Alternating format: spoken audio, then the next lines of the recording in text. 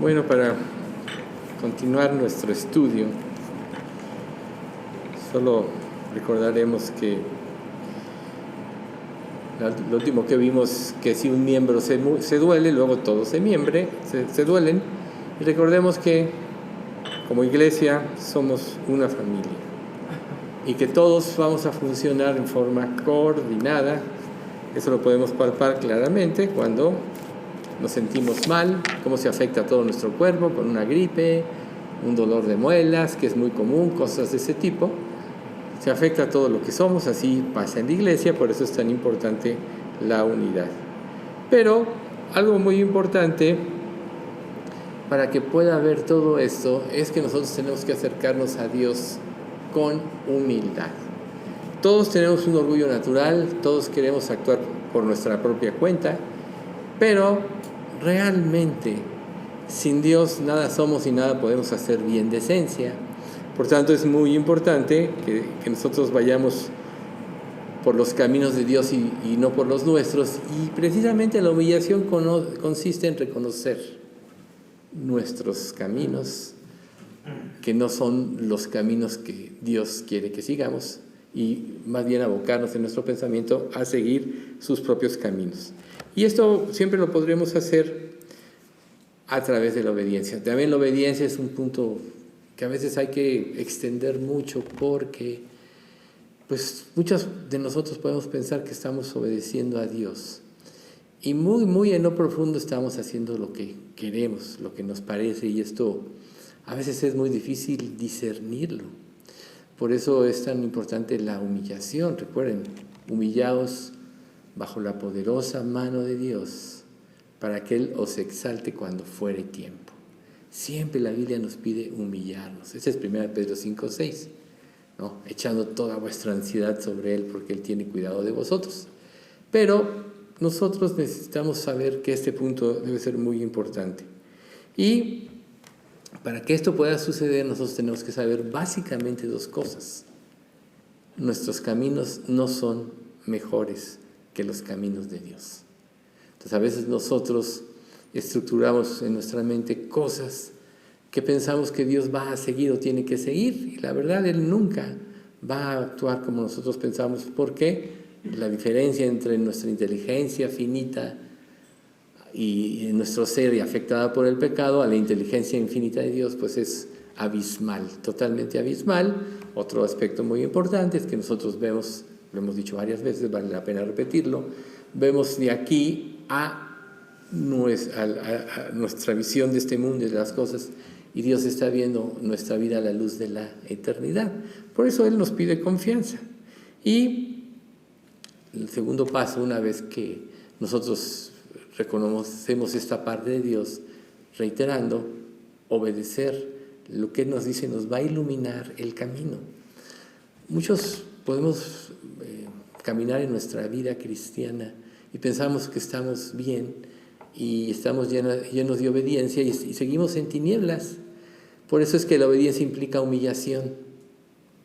Humillarnos significa reconocer que solo a través de lo que Dios dice vamos a poder tener la luz. Recuerden, Dios es luz y no hay ninguna tinieblas en Él, según dice 1 de Juan.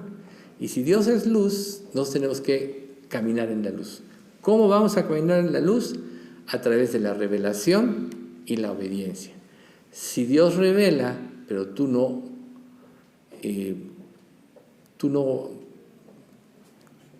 condicionas tu mente a seguir los caminos de Dios, tú vas a seguir en tinieblas, aunque conozcas la promesa, aunque te la sepas de memoria. Y un tercer punto es que Dios puede utilizar cualquier circunstancia en nuestra vida para llevar a cabo su propósito. A final de cuentas, como dice la Escritura, ante mí se doblará toda rodilla y toda lengua confesará que Jesús es el Señor. Esto es muy importante porque Dios tiene la razón y Dios la va a tener siempre. ¿Por qué esperar aquel día a que termine nuestra vida y Dios juzgue las obras de la vida de cada creyente y salgamos avergonzados? ¿No? Recuerden, permanecer en Él para que tengamos confianza, para que en su venida no nos alejemos avergonzados. Yo creo que va a ser muy triste cuando ya no hay remedio darte cuenta que seguiste en tus propios caminos. Pero si tú confías en que Dios puede utilizar cualquier cosa para cumplir su propósito, entonces vas a dejar de angustiarte, vas a dejar de ver las circunstancias, sino más bien vas a ver la oportunidad para hacer la voluntad de Dios, la oportunidad para arreglar, la oportunidad para someterte a su voluntad. Entonces nosotros tenemos que resistir la tendencia de estas cosas de vivir por nuestros propios caminos y enfocarnos más bien reconociendo nuestras limitaciones. El orgullo nos impide reconocer nuestras limitaciones y nos hace ineficientes. Cuando nos reconocemos nuestras limitaciones, que es el símil de humillarnos delante de Dios, entonces es donde entra el poder de Dios en nuestras vidas, es donde Él nos va a poder mostrar el camino.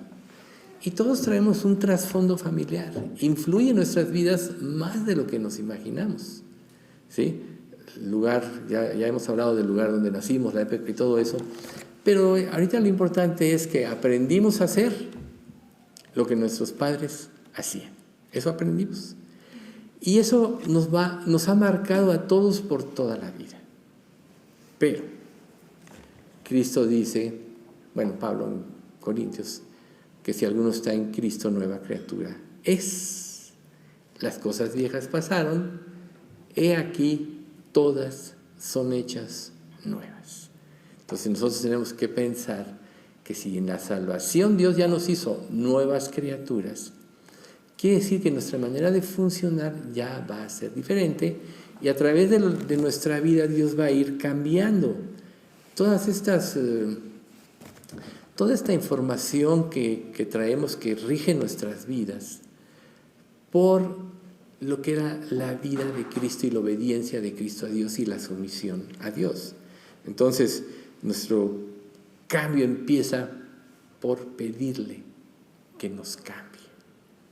Ahí empieza el cambio, por pedirle a Dios,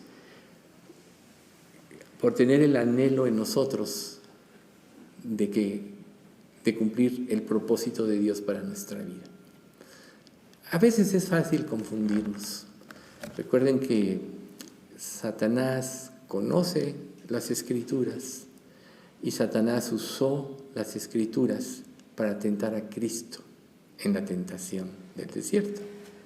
Pero Cristo conocía el sentido perfecto, la armonía de las Escrituras, y Satanás, aunque usó cosas parciales, el hecho de tener en la mente la doctrina completa de Dios, pudo debatir todas las mentiras que el diablo le estaba proponiendo, aún a pesar de que Jesús estaba en su máxima debilidad. Recuerden, tanto como Elías le pasó cuando salió huyendo de Jezabel, Jesús, después de ayunar 40 días y 40 noches, estaba débil. Y es ahí donde Satanás pone la tentación. Es el momento de la mayor debilidad donde él entra. Entonces, nosotros tenemos que no tanto defendernos, sino apelar a la compasión de Dios. Eso es lo que tenemos que hacer en nuestras debilidades, y esto tenemos que hacer cuando reconocemos que nuestro trasfondo no nos ayuda a que nosotros podamos cumplir la voluntad de Dios. Por eso Dios empieza a trabajar desde que nos convertimos en formar a Cristo en nosotros. Entonces, ¿por qué esa introducción de los dones? Porque es importantísimo que nosotros comprendamos que un don va a ser eficiente, el que sea. Yo les podría decir algo entre paréntesis respecto del mismo don. Lo máximo para ti es el don que Dios te dio. Así de simple. El que sea. Ese es lo máximo para ti.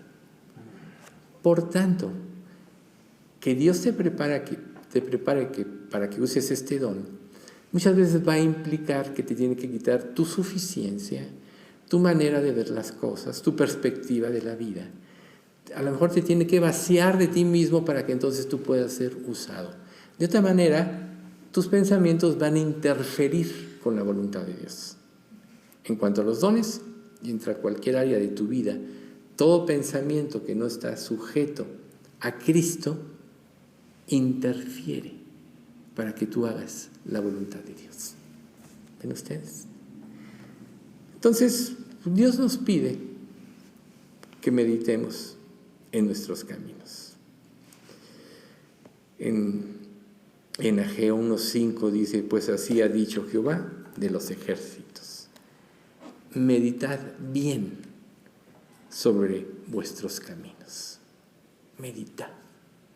Tenemos que estar juzgando y analizando nuestras vidas. A veces nos concentramos en juzgar a otros, pero eso dice la Escritura, claramente te dice, no juzgues a otro, porque en lo que juzgas a otro te condenas a ti mismo, pues tú que juzgas haces lo mismo.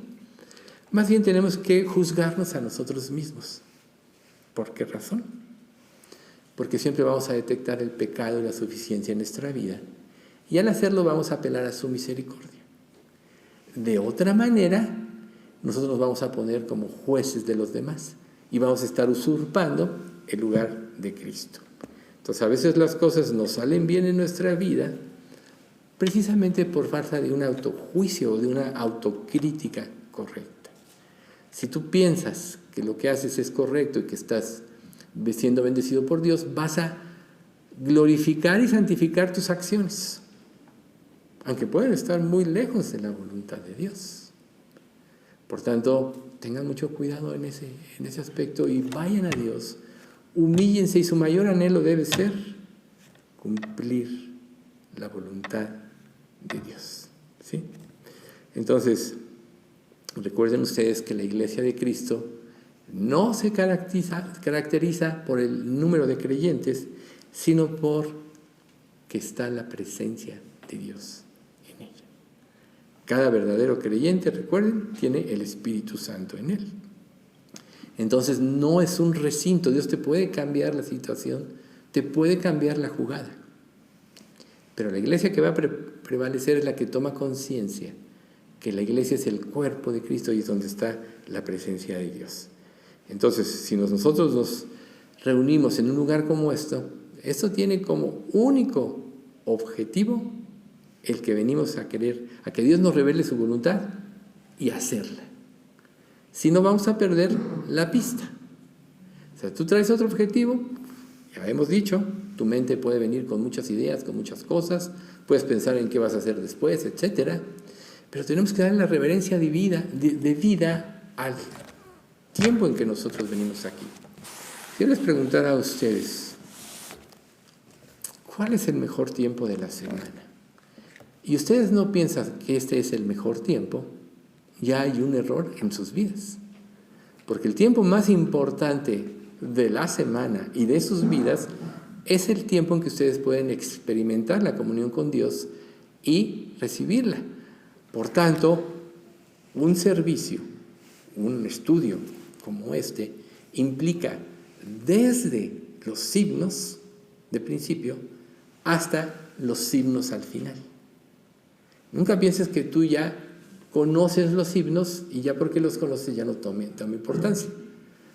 Por ejemplo, como hemos estructurado nosotros de las preguntas y respuestas, es muy importante porque a lo mejor tú tenías una duda que otro pregunta y se te aclara, o a lo mejor no lo habías pensado, pero al expresar a alguien una duda y darle la respuesta bíblica, entonces eres edificado. Entonces procuremos nosotros darle el debido tiempo a Dios. Es un tiempo completo. No es un tiempo parcial. Vienes aquí, si es lo más importante, tomarás tu tiempo. O sea, ¿qué pasa, por ejemplo? En la vida cotidiana, si tú estás viendo una película y estás en un argumento o en un momento más interesante y te llaman para algo, oye, ya es hora de cenar, ¿no? O cosas de ese tipo, pues no quieres despegarte porque te pierdes el argumento, ¿no? No, espérame tantito. O algo que nos interesa, tú puedes cambiar, modificar para que se cumpla lo que realmente te interesa. Bueno, si en la vida cotidiana podemos nosotros cambiar cosas así, yo creo que este tiempo con Dios es lo más importante. Entonces procuremos tomarnos nuestro tiempo completo para venir aquí, porque este es el más importante. Aquí es donde Dios nos edifica, aquí es donde está la presencia de Dios y aquí es donde Él va a revelar su voluntad. Entonces, si nosotros entonamos los himnos, ahí es donde empieza la adoración. Y claro, ya hemos dicho, debemos previamente preparar nuestro corazón. Si tú, por ejemplo, aquí no pretendemos, como en algunas otras iglesias, que se levanten las emociones, porque las emociones se levantan por un rato y luego se acaban. Así hay muchas iglesias que la gente se tira y muchas cosas hacen, ¿no? Ya hemos comentado parte de esto. Aquí más bien venimos a adorar a Dios a través de un himno. Entonces, ¿qué pasa si un himno no tiene ese significado en ti? Estás perdiéndote de la adoración verdadera a Dios.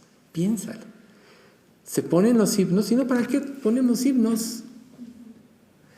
Se ponen los himnos para adorar a Dios.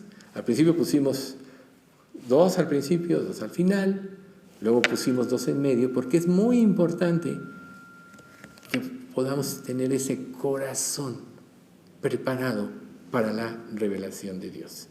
Entonces, si nosotros nos presentamos a un servicio, debemos hacerlo con reverencia y a un temblor, porque es a Dios a quien estamos adorando. Es a Dios a quienes venimos a honrar. Y cualquier falta dentro de nosotros respecto a eso, estamos cerrando el blanco, porque es a Dios a quien venimos a adorar. Si venimos a otra cosa aquí, estamos cerrados, entonces hay que corregir. Entonces, que tengamos presente que venimos a adorar a Dios, eso nos va a permitir tener el corazón correcto, ¿sí? Y cada parte tiene su propósito. Bien, entonces, por tanto, no tomemos a la ligera esto, ni seamos indiferentes, preparemos nuestro corazón, nuestro tiempo, porque este tiempo tenemos que apartarlo verdaderamente para el Señor. Aquí a nadie se le pasa lista ni se le va a pasar, porque lo que hemos pretendido es que nuestra iglesia esté llena de personas que vengan con convicción, con el mismo propósito de adoración, ¿no? O sea, esos son principios para todos. Pero lo cierto es que Dios ve el corazón. Como Dios le dijo a Samuel, no mires a su parecer ni a lo grande de su estatura, porque yo lo desecho. Porque Jehová no mira lo que mira el hombre, pues el hombre mira lo que está delante de sus ojos. Dios ve el corazón. Y si Dios ve el corazón, Él sabe lo que realmente hay. Y si hay falta de consagración, no lo estamos honrando.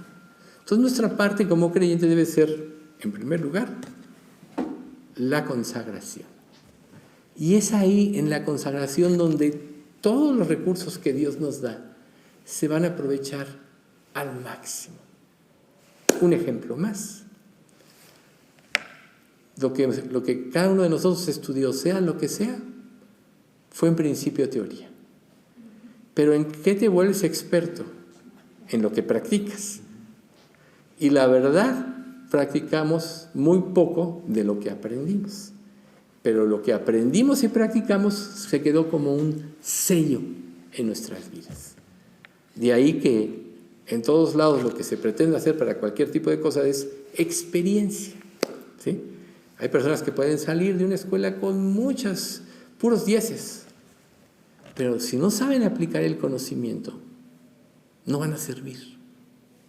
Así, igual pasa con la iglesia de Dios.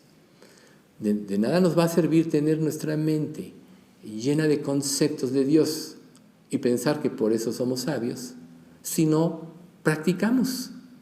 ¿Y qué significa practicar?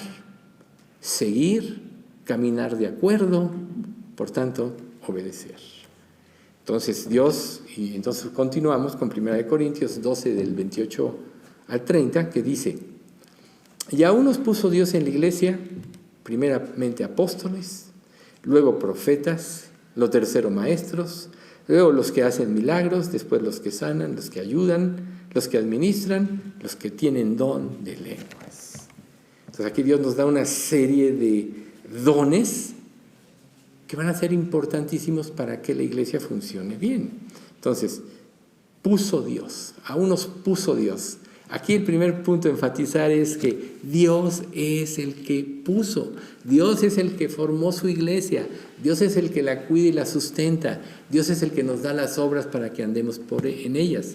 Por tanto, a quien Dios puso, para cualquier don, para que ejerza cualquier don, esa es su parte en el cuerpo de Cristo. Y volvemos a la tentación de Jesús en el desierto. Satanás trató de que Jesús pusiera sus ojos en otras cosas. Por ejemplo, apeló a su necesidad más importante: hambre. Después de ayunar 40 días y 40 noches, imagínense usted, oye, si eres hijo de Dios, ordena que estas piedras se conviertan en pan, ¿no? Y le da el pasaje de la Biblia. Digo, pues no nos vamos a extender en esto ahorita, solo es un ejemplo. Pero apeló a la necesidad que tenía, ¿se dan cuenta? Entonces, cuando nosotros no nos centramos en esto, el diablo nos va a atacar por ahí. Y nos va a desviar. Él es experto en hacerlo. A lo largo de los siglos ha hecho que caigan millones. Pero ¿a quiénes no puede tumbar? Estamos llenos de ejemplos. El más importante, capítulo 11 de Hebreos, los campeones de la fe. A quienes obedecieron no los puede tumbar. Y recuerden que cuando venga el hijo de perdición, engañará, si fuere posible, aún a los escogidos. Quiere decir que la verdad irá al suelo y estará llena de sutilezas. ¿Y tú crees que cuando esto se vaya a manifestar, por decir, se vaya a manifestar, que ya se ha manifestado desde el principio, ¿sí? Como si no, Juan no diría, o sea, si no, primera de Juan no diría, se me fue.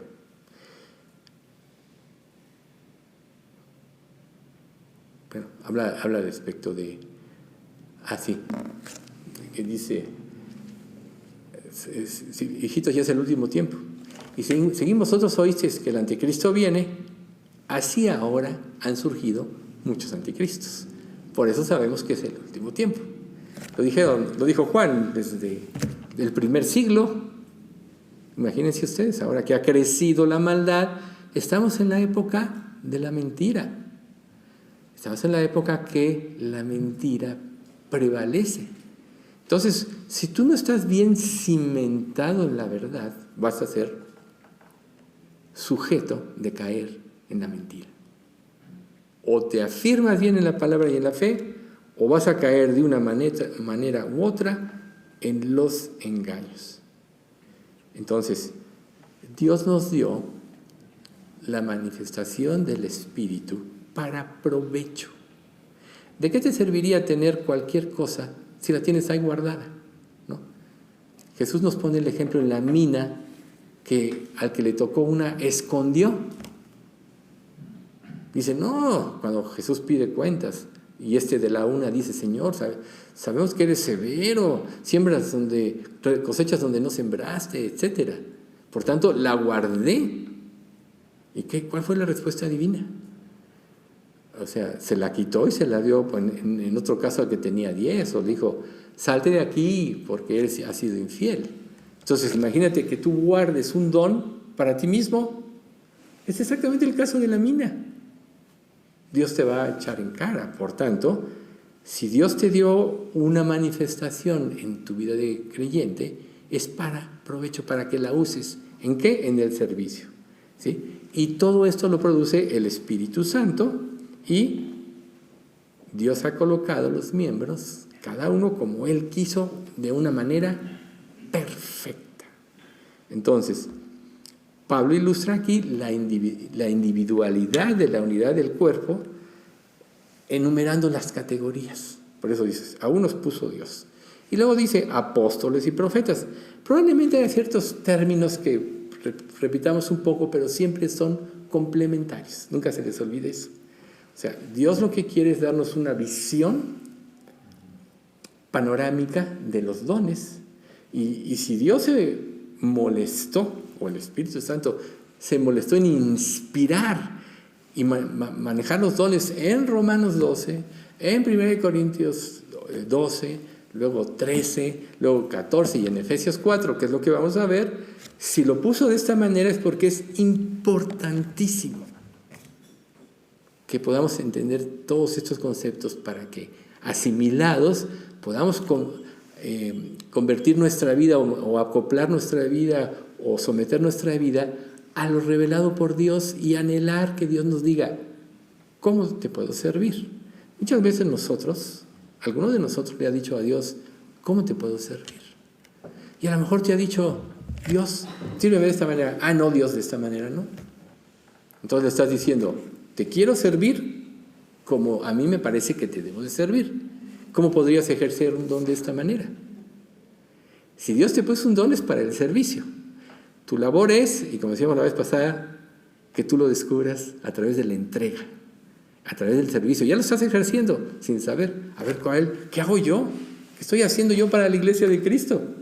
¿No? Y si te hallas con que no lo estás haciendo, entonces estás perdiendo el sentido de tu vida cristiana porque no estás entendiendo el propósito, ¿sí?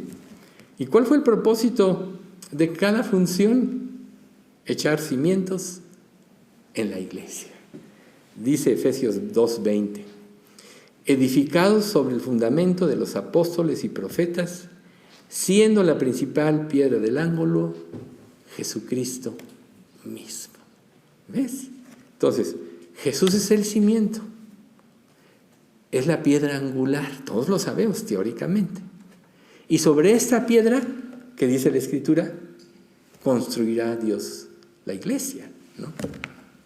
Cuando le dice a Pedro, él hablaba de su fe, pero el cimiento, la piedra angular, la piedra más importante es Jesucristo. Entonces, quiere decir que todo cimiento, que toda parte de la edificación tiene que ir en función de lo que Cristo vino, hizo, dijo y dejó. ¿Ven ustedes por qué es tan importante la obediencia? ¿Por qué es tan importante concentrar nuestra vida en esto? No te preocupes por los demás, porque si tú ya estás viviendo una vida de fe, la Escritura te dice, busca primero el reino de Dios y su justicia, y todo lo demás te vendrá por añadidura. Busca primero el reino de Dios. Entonces a veces no recibimos bendición de ello. Y bueno, esta parte de Ageo, que les empecé a leer, que dice, pues así ha dicho Jehová de los ejércitos, meditad bien sobre vuestros caminos. Entonces luego empieza a disertar, sembráis mucho y recogéis poco. Coméis y no os saciáis. Bebéis y no quedáis satisfecho. Os vestís y no os calentáis. Y el que trabaja a jornal, recibe el jornal en saco roto. En pocas palabras, no le sirve para nada. Así ha dicho Jehová de los ejércitos. Meditad sobre vuestros caminos. O sea, empieza a confirmarlo. Lo dijo una vez, lo está diciendo una vez. Como si dijera, de cierto os digo. Son verdades contundentes y reales. Meditad sobre vuestros caminos. Y luego te dice, subid al monte y traed madera y reedificad mi casa. Y pondré en ella mi voluntad y seré glorificado, ha dicho Jehová. ¿Y qué es reedificar su casa? Construir. Ya la vez pasada dijimos, acuérdense, a los eunucos que abracen mi pacto y hagan lo que yo diga. Yo les daré lugar en mi casa y dentro de mis muros. Nombre perpetuo les daré que nunca perecerá. Ahí está. El que niega su vida para vivir la vida de Cristo. Dios le dará un nombre perpetuo y lo glorificará. Entonces, subid al monte y traed madera y reedificad la casa implica que queremos hacer su voluntad. ¿Y cuál es el sentido de que tú, como creyente, quieras hacer la voluntad de Dios? ¿Cuál es el sentido final? Lo hemos dicho aquí muchas veces, glorificar a Dios. Por tanto, el sentido de tu vida es, o debe ser, glorificar a Dios. No glorificarte a ti mismo. No te busques gloria, porque buscar tu propia gloria es una evidencia de que le estás robando la gloria a Dios, pues Él todo lo merece. Incansablemente hemos dicho que le debemos todo a Dios. Nos dio la vida, nos preparó, nos dio la convicción de pecado, nos llevó al arrepentimiento, nos dio la salvación, nos dio las obras para que andemos en ella, nos ha hecho reyes y sacerdotes para que reinemos con Él. Estaremos para siempre como con el Señor en la Nueva Jerusalén, donde vengan cielos nuevos y tierra nueva. Si no, Pablo no hubiera dicho, de Él, por Él y para Él son todas las cosas. Por tanto, el sentido de nuestra vida debe ser buscar en todo momento, en toda acción, en todo pensamiento, glorificar a Dios. Y esto nos va a limpiar de muchas cosas que traemos, de muchas cosas que están en nuestra mente, ¿sí? Luego dice otra vez, buscáis mucho y halláis poco, y encerráis en casa, y yo lo disiparé en un soplo. ¿Por qué? Dice Jehová de los ejércitos, por cuanto mi casa está desierta, y cada uno de vosotros corre a su propia casa. ¿Qué quiere decir esto? Que le das honra a muchas cosas, menos a Dios. Que lo último en tu vida está siendo Dios. Por eso se detuvo de los cielos sobre vosotros la lluvia, y la tierra detuvo sus frutos. A veces esperamos bendición y no llega, y no llega, y no llega, y no llega. Señor, ¿por qué me dejas así? ¿No dijiste esto? ¿No dijiste que buscar primeramente el reino de Dios y su justicia y todo lo demás vendrá por añadidura? Y no llega, y no llega, y no llega. Y Dios te está diciendo, ¿por qué no estás buscando a Dios como debe ser? ¿Por qué no estás buscando su voluntad? ¿Por qué no estás viviendo para su gloria, sino para glorificarte a ti mismo? No estás siguiendo los intereses de Dios, sino tus propios intereses. No estás anteponiendo a tu vida, a tus placeres, etcétera, el honrar a Dios. ¿Sabes que tú nunca vas a poder disfrutar de la vida si no es a través de Dios? Les voy a repetir un pasaje de Isaías 55:1.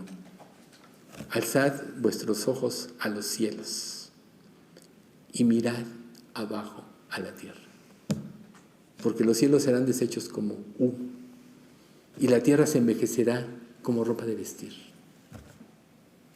Pero los que siguen, eso es más o menos parafraseado, pero los que siguen la voluntad de Dios, esos tendrán la bendición de Dios. Se me fue esta última parte, pero es fácil encontrarla.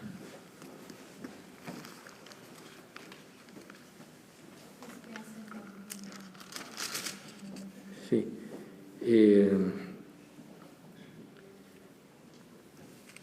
Y fíjate, es 50, les dije 55 y es 51.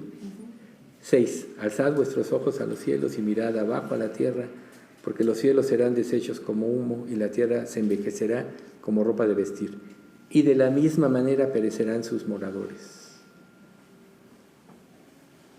Pero mi salvación será para siempre, mi justicia no perecerá. Isaías 51:6. ¿Ven? Mi salvación será para siempre. Todo tienes que filtrarlo a través de Dios para poder vivir y hacer lo correcto. Cuando no lo hagas de esa manera, entonces te vas a desviar automáticamente del camino de Dios. Automáticamente. No necesitas hacer nada para desviarte. Pero para mantenerte en el camino tienes que mantenerte día a día, momento tras momento, pensamiento tras pensamiento. Tiene que estar gobernado por Dios. Entonces, volviendo aquí a la cuestión, los dones se pusieron para actuar en equipo, no en forma individual y para tu propia gloria, sino para que todos queramos darle la gloria a Dios. Luego, también el objetivo es recibir y declarar la revelación de la palabra de Dios. O sea, ¿para qué? ¿Con qué objetivo Dios te da el conocimiento? Ya te salvó si realmente eres salvo. Ya aseguraste tu futuro, porque Él así lo promete. El poder de la resurrección, de que Él se habló en el Salmo hoy, o sea, ese es el poder más grande, que toda la creación es más grande que toda la creación. Y Dios promete que tú vas a resucitar con Él. Es una de las cosas que tenemos esperanza. Entonces, ¿para qué que estamos aquí en este mundo sino para servirle? Dice Hechos 11:28. Perdón.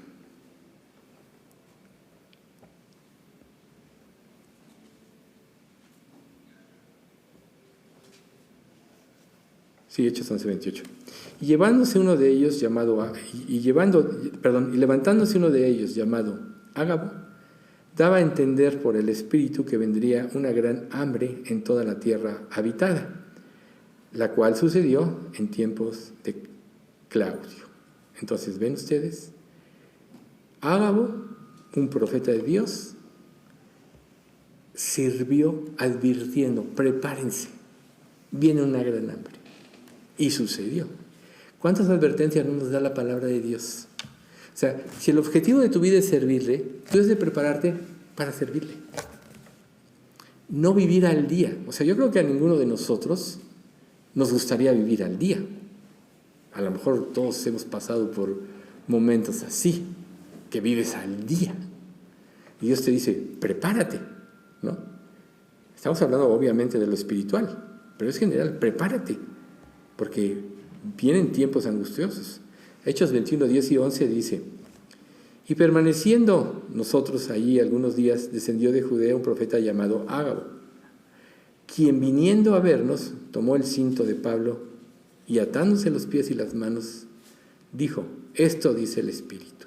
O sea, volvió a advertir. Nosotros sabemos la historia, si hemos leído Hechos, que todos trataron de convencer a Pablo de que no fuera porque le iban a encarcelar.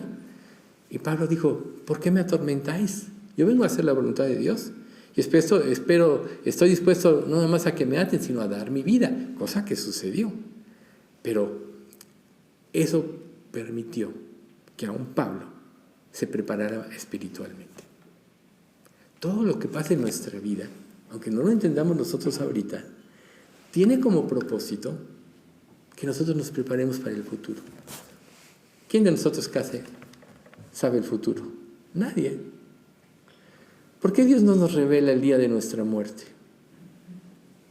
Porque se perdería el objetivo de nuestra vida. Te volverías calculador. Pero Dios, lo que se guarda, lo que no te dice, lo que no te revela, es para que aprendas a confiar en Él. Efesios 3:5. Ministerio que en otras generaciones no se dio a conocer a los hijos de los hombres, como ahora es revelado a sus santos apóstoles y profetas por el Espíritu. ¿Cuántos como Daniel que escribieron profecías? Ya ven qué importante el libro de Daniel. Señor, ¿cuándo sucederá? Mira, Daniel, sella estas palabras porque son para el tiempo del fin. Tú al final vas a resucitar para venir a disfrutar de tu heredad, a poseer tu heredad. Pero esto no está revelado para ti. Entonces a lo mejor también el hecho de querer que Dios nos confirme cosas es como exigirle a Dios algo que no podemos sobrellevar. Cuando Juan, en el libro de Apocalipsis, vio lo que iba a pasar en los últimos tiempos, y algunos profetas irán, vendrán, se casarán, se darán, ¿no? Viajarán de ciudad en ciudad. Imagínate que en aquella época, ¿cómo se pudo haber interpretado esto? Irán, vendrán. Y ahora vemos en esta vida miles de vuelos diarios. Ves el periférico de ida y de regreso lleno de carros. Tú dirías, no, pues sí tiene sentido esta profecía. Pero ellos no lo vieron. Y nosotros, a quienes ha alcanzado el último de los tiempos, esto también nos debe de confirmar que Dios todo lo sabe. Porque nosotros hemos visto el cumplimiento ya de muchas profecías. Yo diría que nuestra generación tiene menos pretexto que ninguna de las anteriores. También Dios usó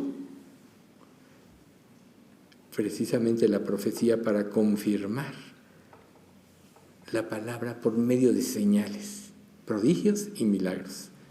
2 Corintios 12:12 dice, con todo, las señales de apóstol han sido hechas entre vosotros en toda paciencia por señales, prodigios y milagros. ¿Qué hacía Dios? Ya lo platicamos anteriormente. A través de todo lo que los apóstoles hacían, confirmar que venía de Dios lo que ellos estaban diciendo. Confirmar. Nosotros no necesitamos este tipo de confirmación porque ya tenemos la palabra de Dios revelada. En Hechos 8, 6 y 7 dice: y la gente unánime escuchaba atentamente las cosas que decía Felipe, oyendo y viendo las señales que hacía. Porque de muchos que tenían espíritus inmundos salían estos dando grandes voces, y muchos paralíticos y cojos eran sanados. Felipe, el evangelista, hacía señales y mucha gente creía por eso. Hebreos 2, 3 y 4 es el más conocido. ¿Cómo escaparemos nosotros si descuidamos una salvación tan grande? La cual, habiendo sido anunciada primeramente por el Señor, nos fue confirmada por los que oyeron. Testificando Dios juntamente con ellos con señales y prodigios y diversos milagros y repartimientos del Espíritu Santo según su voluntad. Ahí estaban todas estas señales. Hoy Dios sigue haciendo muchas. Ya no a esta manera porque ya está la revelación dada. Pero si nosotros analizamos un poquito, ya hemos presenciado muchos milagros. Y Dios lo único que quiere es afirmarnos. Ahora, el sentido de apóstoles del Nuevo Testamento, del inicio de la palabra, dice, se refiere a los 12 apóstoles, incluyendo a Matías y a Pablo. Recuerden, cuando Judas traicionó, se pusieron a orar: Señor, tú dinos, y estaba Prócoro y Matías, y escogieron a Matías. Y Pablo fue como un abortivo, como él dice, ¿no? Entonces dice, y echaron suertes, y la suerte cayó sobre Matías, y fue contado con los apóstoles. En segunda instancia, se aplica a otros que sirvieron también a Dios, personas que fueron claves en el Antiguo Testamento, como Bernabé. Cuando lo oyeron los apóstoles, Bernabé y Pablo rasgaron sus ropas y se lanzaron entre la multitud dando voces. O sea, ahí está Dios afirmando a Bernabé. Luego Silas y Timoteo: ni buscamos gloria de los hombres, ni de vosotros, ni de otros, aunque podíamos seros carga como apóstoles de Cristo. Habla de Silas y de Timoteo, a quien Pablo está vindicando. Luego dice, y otros, saludad a Andrónico y a Junías, mis parientes y compañeros de prisiones, los cuales son estimados entre los apóstoles y que también fueron antes de Cristo. Romanos 16, 7. Luego en Corintios, y en cuanto a Tito, es mi compañero y colaborador para con vosotros, y en cuanto a nuestros hermanos, son mensajeros de las iglesias y gloria de Cristo. Filipenses, mas tuve por necesario enviaros Epafrodito, mi hermano y colaborador y compañero de milicia, vuestro mensajero y ministrador de mis necesidades. Entonces, todos los apóstoles fueron fuente de la doctrina eclesiástica. En las revelaciones, en las cartas, como por eso tenemos en el Nuevo Testamento la revelación de los evangelios, ¿no? Por ejemplo, me llama mucho la atención Marcos, quien Pablo no quiso que siguiera con ellos en el viaje misionero, y fue tan grave que se separaron Pablo y Bernabé por esa situación. Pero más adelante vemos cómo Dios hizo un trabajo en Marcos, y el evangelio, que parece que fue el primero que se escribió, fue el de Marcos. Importantísimo. ¿Ven? O sea, a veces nosotros podemos malapreciar, pero Dios está haciendo un trabajo en cada uno, pero lo importante es estar en Cristo. Luego,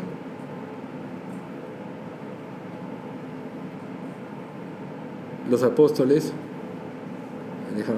falta 1 de Corintios, que dice,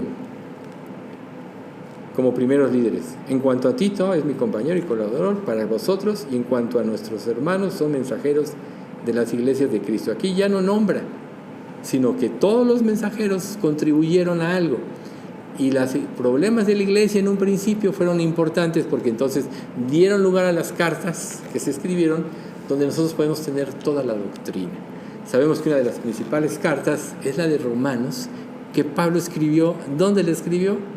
En la prisión. Y es una carta tremenda, doctrinal. Ahí está toda la doctrina. ¿Quién puede negar que fue de inspiración divina? Es básica para entender todo lo demás, como todo lo demás, ¿no? Y luego se vuelve a mencionar lo de los profetas. Ya sabemos que en principio se refiere a personas como Ágabo, etc. Dice, se refiere a hombres con dotación especial en las iglesias locales que se dedicaban a predicar la palabra de Dios. Esto fue en la iglesia inicial. Y la mano del Señor estaba con ellos, y gran número creyó y se convirtió al Señor. Había entonces en la iglesia que estaba en Antioquía profetas y maestros. Fíjense, ya mencionados: Bernabé, Simón, el que se llamaba Niger, Lucio de Cirene, Manaén, el que se había creado junto con Herodes, el tetrarca, y Saulo. Aquí la Biblia está diciendo apóstoles y profetas. Entonces, cualquier mensaje que fuera predicado tenía que ser validado. ¿Por quién? Por quienes tenían la autoridad principal, los apóstoles.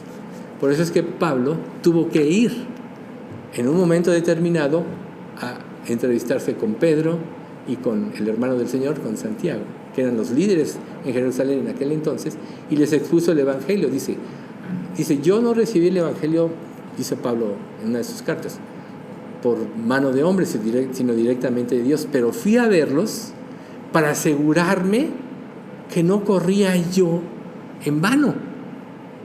Dice, pero ellos me dieron la mano en señal de compañerismo.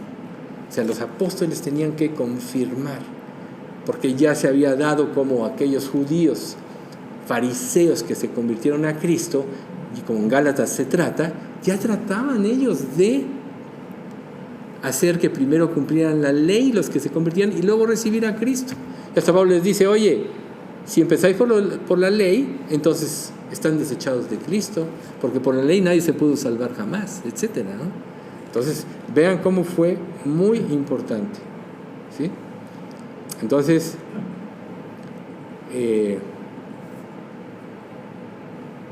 1 Corintios 12:8, ya para terminar esta parte. Y aún nos puso Dios en la iglesia, primeramente apóstoles, luego profetas, luego tercero maestros, luego los que hacen señales, milagros, después los que sanan, los que ayudan, los que administran y los que tienen don de lenguas. Entonces ya la próxima vez vamos a continuar con maestros. Y ya yo creo que ya la próxima vez ya terminamos esta parte y bueno, ¿saben qué? Mejor lo terminamos ahorita, son 2 minutitos más. Mejor. Si no es muy corto y luego ya vamos a empezar Corintios 13. Entonces, pastores y maestros puede ser lo mismo, ¿sí?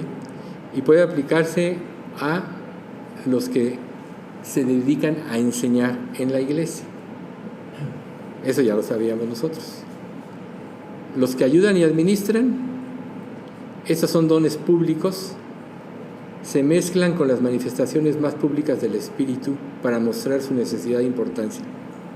Dice, antes bien, los miembros del cuerpo que parecen más débiles son los más necesarios. Entonces la iglesia necesita personas que ayuden y administran. Y recuerden, como habíamos dicho, a veces no es importante tener los aparentemente grandes dones, sino que el cuerpo necesita de cada don que Dios puso para funcionar bien, y todos delante de Dios tienen un valor. Luego viene el don de los que ayudan, ¿sí? La capacidad especial para dar un servicio. Aquella que Dios pone en su corazón algo de ayudar a otra persona que ve una necesidad, aunque otra persona no lo vea, nadie lo vea, y tú dices, oye, estoy viendo esto y te puedo ayudar con esto. O mira, te voy a consolar porque estoy viendo que en esta parte te falta, ¿sí? Entonces, puede ser don de servicio, de enseñanza, pero son los que ayudan. Puede ser tanto espiritualmente como prácticamente. Luego, obviamente, los que administran, que llevan una función de liderazgo, y se deriva de un vocablo que es pilotear la nave. Son importantísimos ellos. Yo espero que conforme nuestra iglesia crezca, podamos tener nosotros una estructura más grande.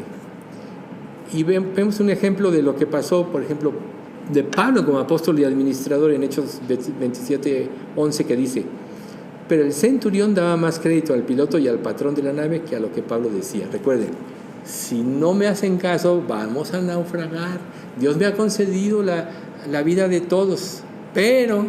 Y cuando ve que están tratando de desatar los marineros las barcas, dice: si estos no permanecen en la nave, no nos vamos a salvar. Entonces los soldados cortaron las naves. Entonces Pablo tuvo la visión, y el centurión, a final de cuentas, no le hizo caso, pero se perdió la nave, pero se salvaron las vidas, ¿no? Entonces dice en 1 Corintios 12, 29 y 30: son todos apóstoles, son todos profetas, todos maestros, hacen todos milagros, tienen todos dones de sanidad, hablan todos lenguas, interpretan todos. Entonces estas son preguntas ya retóricas que está diciendo, Dios le dio a cada uno un don. Y aquí es precisamente donde yo quiero hacerles una aclaración, que es un error doctrinal mío que yo les dije, y es en procurar los mejores dones. ¿Se acuerdan? Bueno, fíjense, ya estudiando más a fondo, dice el contexto. En contexto, esto podría significar que los creyentes deben desear los dones más prominentes, ya que todo el capítulo se dedicó a confrontar ese mismo acto pecaminoso por parte de ellos. Entonces, desear un mejor don implica razones egoístas, fíjense. O sea, si desear otro te lleva a menospreciar el que tienes. Por eso les decía yo al principio del estudio, es que el don que Dios te dio es lo máximo para ti. Más bien es de preocuparte en tratar de ejercerlo, ¿sí? Por ende, debe traducirse no como un mandato, como un imperativo, sino como una forma verbal, lo que permite un indicativo, o sea, una declaración de un hecho. Ustedes desean los dones más espectaculares y esto está mal hecho, fíjense. Entonces, lo importante es que vamos a poder funcionar bien en lo que viene adelante, que es el camino del amor. 1 Corintios 13, y es con lo que vamos a iniciar el próximo estudio. Pues 3 minutitos, pero en realidad se hubiera cortado Entonces recuerden,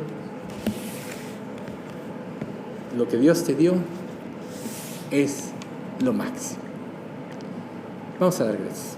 Padre, te damos gracias por este estudio, gracias por la luz de tu palabra, por todas estas ilustraciones que nos permiten comprender con mayor profundidad que tú no te equivocaste en el don que le diste a cada uno de nosotros.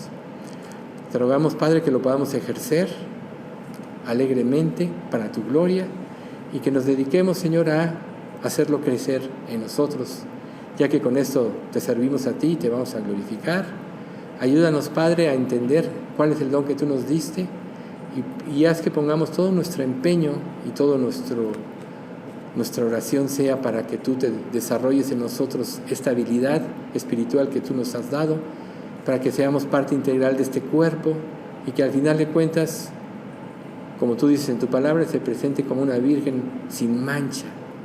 Eso pretendemos, que contribuya a la santificación de nuestra iglesia, para que podamos glorificarte en el día de tu regreso. Padre, bendice a nuestra iglesia y trae la salvación a todos.